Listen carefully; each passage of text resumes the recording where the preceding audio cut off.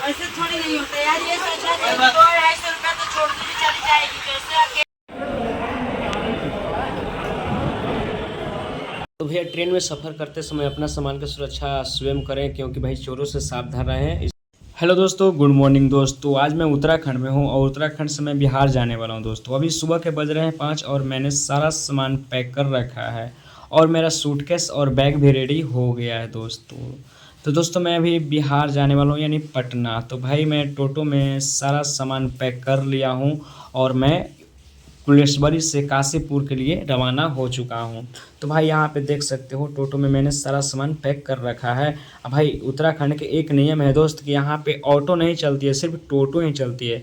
भाई बीच रास्ता में हमें कुत्ता मिल गया, बट उसे लिफ्ट मिला ही नहीं। कुछ देर बाद मैं काशीपुर पहुँचा और वहाँ पे भैया को मैंने पैसा दिया और मैं काशीपुर स्टेशन पे चला गया टिकट लाने के लिए। भाई यहाँ गया तो भाई यहाँ पे कोई किसी ने नहीं है, किसी ने नहीं है भाई। यहाँ पे देखो किसी आदमी ने नहीं है। लेकिन भाई यहाँ पे देखें आगे तो देखें कि एक एटीएम जैसे मशीन है।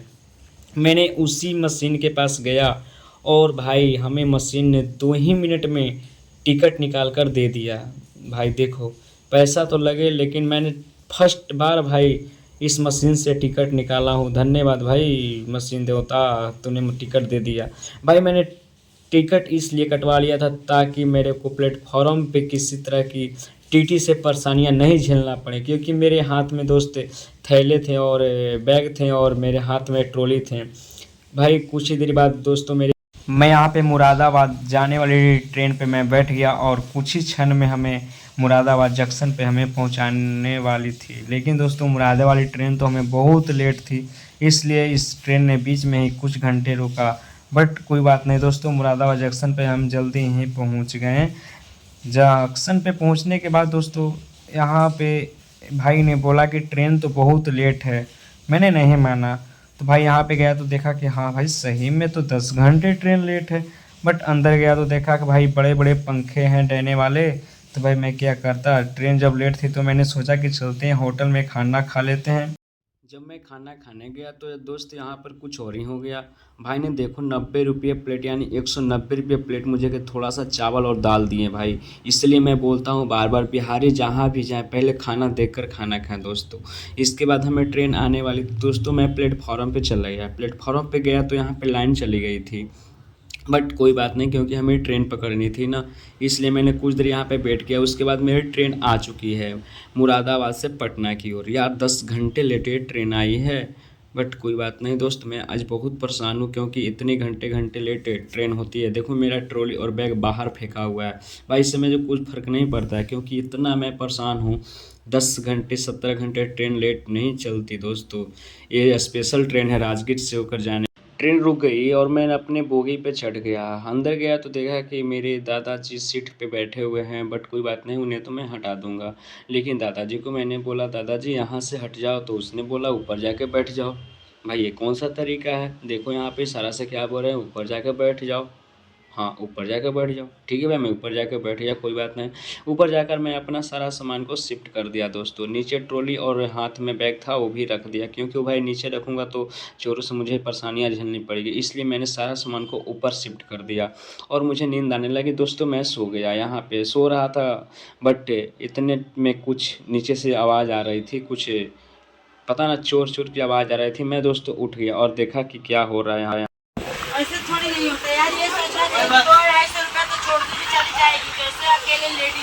तो भाई यहाँ पर तो कुछ गड़बड़ हो गया दोस्तों, क्योंकि इस दीदी के बैग में 6,000 रुपये रखे हुए थे और बैग में से पैसे गायब हैं। तो नीचे वाले भाई साहब पे दीदी ने शक करने लगा और बैग चेक करने लगा दोस्तों। भैया तो हमरा लग गेलो हल भूख, तो हमरा पास रखल हलो केला, तो हम केले छील के अपन खाए लगलियो। काहे कि भैया उखनी के बात सुन के, वो औरतिया के लइकन के बात सुन के हमरा लग गेलो बहुत जोर से भूख। भैया तो हम क्या करब, अपन केला छील छील के खाए लगली। आ ट्रेन में बैठल मन कहाँ लगे, कभी इधर कभी उधर झाँकित रही। भाई भूख तो बहुत कस के लगल था, बट केले से ही काम चला लिया दोस्तों। जब केला कुछ बचा तो मैंने उसको ऊपर खूंटी में टांग दिया ताकि मुझे आगे की ओर काम दे, भूख लगे तो मैं खा सकूं। भैया मगर केला से पेट भर है, ऊपर देखा टांग दिलिया छिलका, वो हले ओकरो ऊपर ही टांग दिलिए। भैया अब हम कभी सूती है तो कभी उठी है, कुछ हमरा समझ में ना आवे कि का करे। काहे कि हमरा इंतजार तो अलग काशी के काशी के इंतजार हलक। उतना देर में हम गेली गेट पर देखे गेली भाई काशी पहुँचली ना। अभी तो भैया बनारसे पहुँचलिए शायद ना अयोध्या पहुँचली बा है। अयोध्या पहुँचली बा तो कुछ संतुष्टि मिल बा कि हाँ अब लगता है कि पहुँच जाएंगे बनारस। भैया बनारसों कुछ देरी में पहुँच गेली बा। अब हमरा एकदम काशी के एकदम देखे लागी मन उबियाई था उतने। तो यहाँ पे देखे कि बहुत बड़ा दैनिक जागरण यानी दैनिक जागरण का जो पेपर मिलता है दोस्तों, यहाँ पे हमें तो लगा कि भैया यहीं पर से का सगरो पेपरवा जा है, बट ऐसा बात ना रही। हो सक कहीं जा होते उतने देर में भैया हम आगे बढ़ ली तो देखी थी हम पटना जैसन फीलिंग हुई थी यूपी में। हाँ भैया तो यूपी में तो फीलिंग पटना जैसन होबे करो है। लगा कि एकदम पटने में आ गई। हमारा मन कहाँ लगे, हम बार बार गेट पर बैठल ही काहे कि हमरा अयोध्या वाला सीन देखे लगी ना हल काशी वाला सीन देखे लगी है। चलते हम ज़्यादा बेचैन हो लिए। कुछ देर में हम पहुँच गए काशी। काशी तो पहुँच गए भैया, देख लो काशी कितना भीड़ है, सब निहाय लगी खाली पनिया में। और भैया हमरा तो यहाँ इंतजार है ई वाला फोटोइया के, हथवा वाला फोटोइया के देखे लगी।